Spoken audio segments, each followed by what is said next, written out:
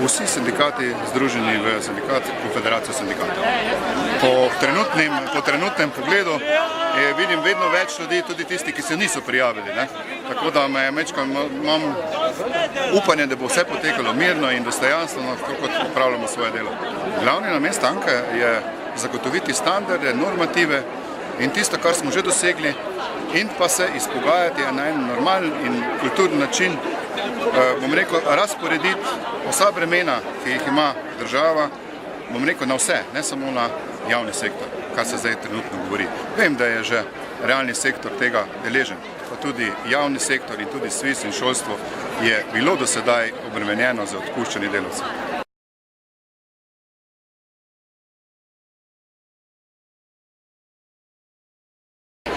Pogajanja so zmerno težka, in ni rečeno, da ne bojo se tudi umehčala. Tudi umehčali smo se pri vrtcah in pri šolah, pristali smo na varstvo otrok, kar pač tudi mora biti na en način.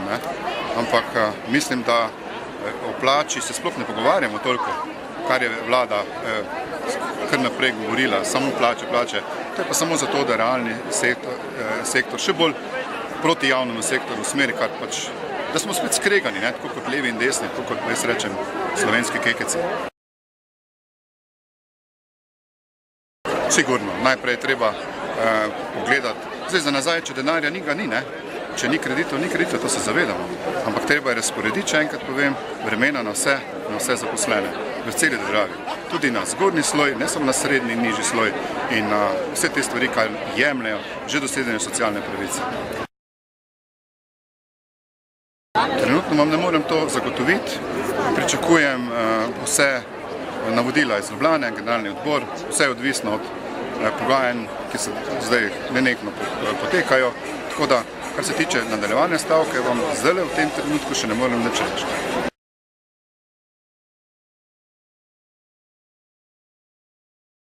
Kak način? V šolstvu je v bistvu,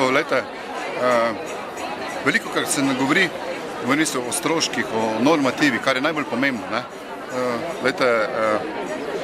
Kar se tiče izobraževanja, jaz lahko govorim za izobraževanje, smo pripravljeni na vse, Smo pripravljeni tudi na zmanjšanje plač, smo pripravljeni mogoče na dopust, na prevoz na delo, na malico, Nismo pa nikakor pripravljeni, da nam zmanjšujejo tisto kvaliteto podajanja pouka in šolstva, ki jih imamo do sedaj.